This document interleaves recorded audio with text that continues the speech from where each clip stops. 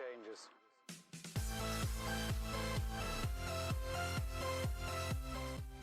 What is going on, guys? Multiplayer HD here, and I am back with a FIFA 20 video, and I can't believe it's FIFA 20 already. It's kind of flown by. I was thinking 5 weeks ago. Ooh, got a long time to wait here, and just right around the corner, it's here. So I'm back with a Team of the Week predictions, and of course, Team of the Week, notoriously in previous FIFAs like FIFA 15, 16, 17, that was the go-to cards. They didn't have that many promos. These are the cards you had to use. Last year, that was a complete change of whole aspect of how these cards were used. They were kind of, you could say, useless. The odd select, maybe up 10 cards here or there, got the upgrades and actually were good and usable into people's squads. But other than that, the average Team of the Week was never really that usable. So I'm hoping this year there's a little change to how they upgrade cards, because we all know they're using sort of automated upgrade feature, which is the upgrade on the basis of the position, which is quite stupid in my opinion, because they can upgrade someone's stat who goes from a 35 long passing to a 50 long passing if they've scored 5 goals, and they're going to get like a +2 in their finishing. And that's not how it should be in my opinion. They should upgrade to what they've actually done in real life. I doubt they will, but we can hope they will actually change it to what it should be. Nevertheless, we're going to get into the predictions, and I have to say this week it was a very difficult week, not to find players, to fit all the players in.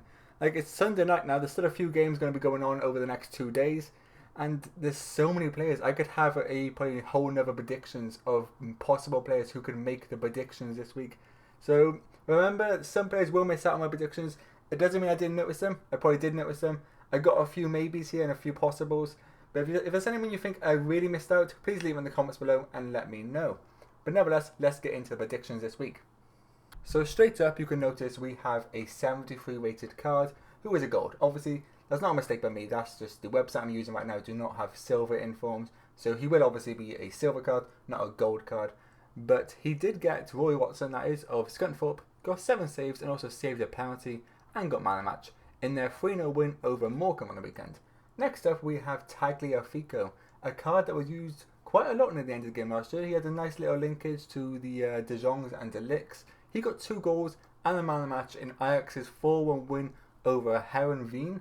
I think I pronounced that second team wrong, but nevertheless, that card is a very nice card to get at the start of the game, and I imagine this card will be quite expensive and used over the course of the first 10 weeks quite a lot. Next up, we have Felix Weber, centre back with 2 goals, straight up guaranteed Team of the League there. He also got man of the match in München's 3-1 win over Carl Zeiss Jena. So one thing I like to do when I'm researching players, I like to look outside the box. I like to watch a few highlights here and there, see what the players have actually fully done in real life. So that's where I found Valbuena. You obviously may well know him from his time in France. A very good player in real life, and he got himself 1 goal, 2 assists, and a whopping 9 key passes in Olympiacos' 5-1 win over Volos. Now, if EA actually look into the stats of players in real life and how they play actually in the game, this guy should be getting a Team of the Week 100% with 9 key passes. That is a huge amount for 1 game. Now we have Tammy Abraham, a guaranteed for this week's Team of the Week, a hat-trick and also an own goal. You know, help out Wolves a little bit, score an own goal to help them out in a 5-2 win for Chelsea. I've got to be honest here, I very much doubted his talents. Like, I seen him struggle for Swansea a few years back, and I didn't really think he would cut it in a top team. But he's proved me wrong, and I'm kind of happy he is. It's nice to see young players performing well in real life. Now we have Son, a favourite of mine in real life. I may be a Manchester United fan, but I love watching Son play. He plays so well. He got 2 goals and a man of the match in Tottenham's 4-0 win over Palace. Of course, he missed the first 3 games of the season with suspension. I'm expecting him to kick on now and have a really good season and prove, well, you could say the doubters wrong who think he's just a shadow to Harry Kane. So now we have Saint Just. This guy of Mainz scored the winning goal in the final minutes of the game, I think it was, to win the game 2-1 over Hertha Berlin. That was Mainz's first one of the season, and you just got to look at that card with 84 pace, 80 physical, decent dribbling for a centre-back too. This card will be used quite a lot over the first few weeks, especially in Bundesliga squads. He's a nice link, also Dutch. You could link him into people like Van Dijk as well. Now we have Mane, and he was a difficult one to choose from, because around the whole Premier League this weekend, you could see a lot of people talking about Roberto Firmino. Roberto Firmino is one of the best people in the world of what he does. He doesn't score a lot of goals, but when he came on, he made a real difference to the Liverpool team on the weekend. So it's very close between Mane and Roberto Firmino who will get it. I'm more hoping Mane. I think he will suit the game a bit more right now with the pace and the dribbling. But Roberto Firmino or Mane, both of them be very nice for the first week. Mane did get 2 goals and also the man of the match via who scored in a 3-1 win over Newcastle. Now we have Bundu. He got a hat-trick and a man of the match in AJF's 3-0 win over AAB. I don't know much about that league, but a hat-trick, that's pretty much a confirmed Team of the Week for him. So next up, we have Frankie de Jong of Barcelona with 1 goal, 1 assist and a man of the match in Barca's 5-2 win over Valencia. Since his big money move in January and completing the move in July, he has definitely hit the ground running, doing a really good part of the offense over in Barcelona, and I wouldn't be surprised if he maybe gets himself a team of season. That inform is closely followed by Fati, but I don't believe Fati's in the game, so I think he'll go to de Jong. Next up is Manolo Reina. He saved a penalty in the 98th minute to keep the game 0-0 for Mallorca against Bilbao. Mallorca, newly promoted side, against a established side in La Liga in Bilbao. 0-0, a good result there. Next up, we have Braut Haaland, or Erling Braut Haaland, as you can call him as well, with 3 goals and 2 assists, and also man of the match in Red Bull's 7-2 win. This guy has definitely got a big future ahead of him, being quite young as well, and hit the ground running over in Austria.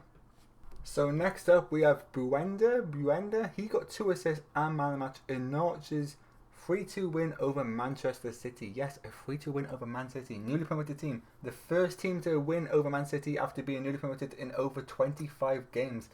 A fantastic performance all over for Norwich there. This could also go to Pookie, but I'm assuming because Pookie has the Player of the Month card coming in the next coming days, I don't think he'll get it, and I think he'll actually go to Buenda with 2 assists and an okay looking card. Now we have Ivan Toney. He got a hat-trick and also man of the match in Peterborough's huge 6-0 win over Rochdale. A lot of big wins this weekend, as you see. Now we have a bit of a shout here. We have Godin with 1 assist and a clean sheet in Inter Milan's 1-0 win over Udinese. We all know EA, they like to bulk up the team week. And to be honest, not fully expecting that's actually team of the week worthy for him. He's a very good centre-back. You expect him to score a goal until he gets a team of the week. But 1 assist and a clean sheet is more than enough anyway. So now we have another striker, and you ask anyone who does team of the week, they will tell you how hard it is to find midfielders and defenders, and it's always the abundance of strikers. But this guy could not go overlooked. This week he managed to score all of PSV's goals in their 5-0 win against Vitesse. Yes, 5 goals in 1 game is a solid performance, and he is fully getting a team of the week. Now we have Sresvinsky. The Polish right back managed to get 1 goal and 2 assists and a clean sheet in Zagreb Lubin's 5-0 win over Wisla Plock. 1 goal, 2 assists, 3 goal contributions for a right back. Very good week for him. Now we have another left back this week who's going to be used over the course of the first few months, and that is Grimaldo, with 1 assist and also man of the match in Benfica's 2-0 win over Vicente. A very nice left back, being Spanish as well, you can link him into multiple teams. Next up, we have Martin Odegard. I believe he's still actually part of the Real Madrid setup, out on loan again at Sociedad. I'm confused what they're doing with him. They signed him when he was young. He struggled to get into the first team. They keep loaning him out. He does decent at the teams he goes to, but he never managed to get back into the Real Madrid first team. But he scored 1 goal and also got a man of the match in Sociedad's 2-0 win over Atletico Madrid. Now we have Andre with 1 assist, 10 tackles and 3 key passes in Leo's 2-1 win over Angers. This guy's performed exceptionally well at the start of the season. After losing Pepe, that was a big loss, but he's managed to step up and perform well from that CDM spot and actually helping him score some goals and get an assist too. Now we have Yale. He got a goal and an assist in Amiens' 2-2 draw with Lyon. I know it's only a 2-2 draw, so usually people will look over that of actually getting it in form.